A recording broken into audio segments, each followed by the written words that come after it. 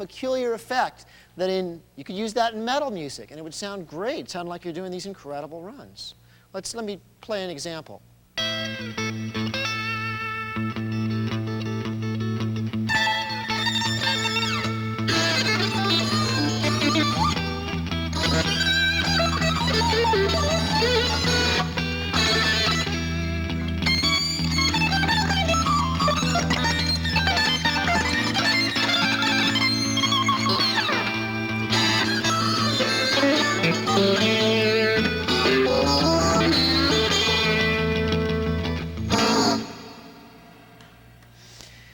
Here's a real strange effect. I call this the stutter effect.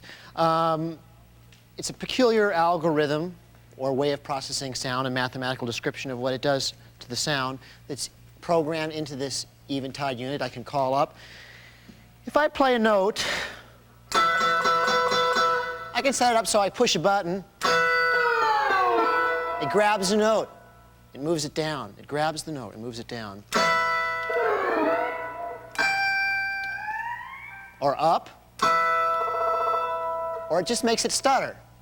And I could activate these with a foot switch when I wanted to in lines, but I found something a little more interesting, which is I've programmed it to do it at random every once in a while. It grabs the note that I'm playing and does something crazy with it, just like some little demon came along and grabbed the wang bar on the guitar and did something insane with it. So if I play guitar and I do something insane with the wang bar and the demon's doing that, it gets some pretty, crazy stuff. There's no wang bar here, but let me show you an example of this stutter effect. I really like this one. Play something kind of low down for me, please.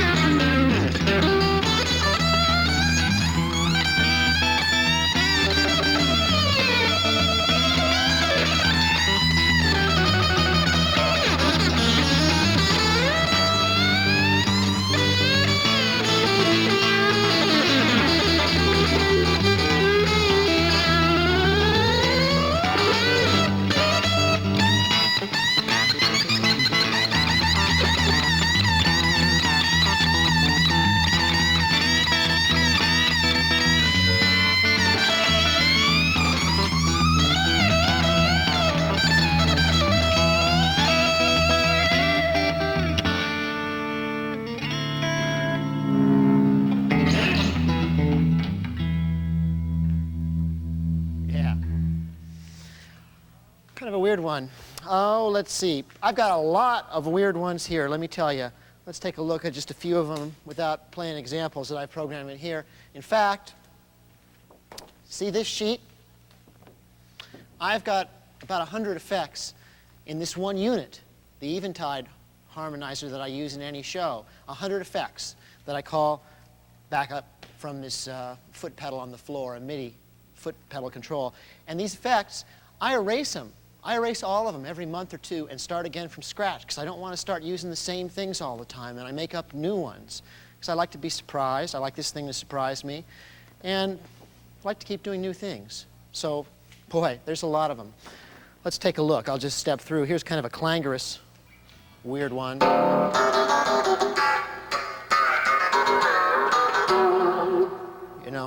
You can use that for really weird music. Spooky.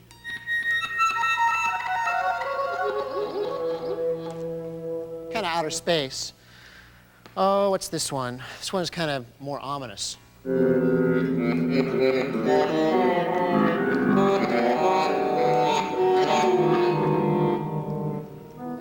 another kind of heavenly one.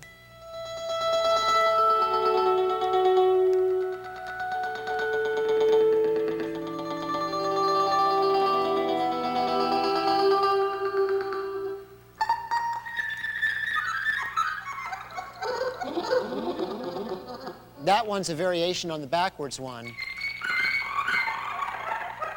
But it's kind of weird, chipmunky kind of sound.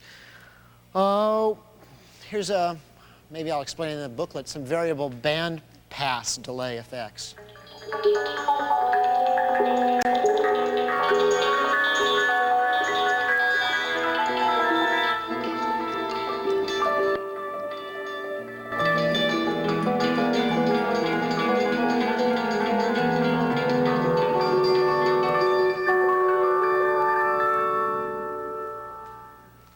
lot of funny effects. A lot of funny, 100 of them. I use them all the time. Let's go to this next effects device over here, the Lexicon PCM42 digital delay. It's just a normal digital delay, but it has a nice feature, which some digital delays have and some don't. In the VCO is the oscillator that controls the delay time, changes the length of the delay time, usually in a sine wave shape, longer and shorter, longer and shorter. When done to very slow delay times, it creates a flanging and chorusing effects. If you were to do that to a long delay time, you'd hear the sound go up and down in pitch a little bit later on.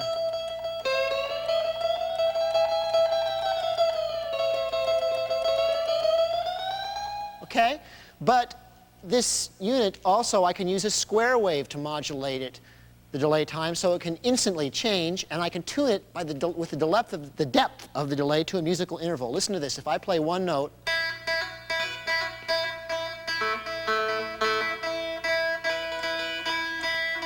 it's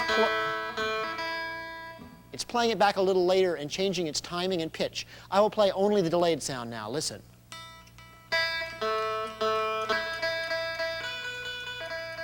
I'm just picking the high E string, open, in even time. But it's messing with both the rhythm and the pitch in a musical way.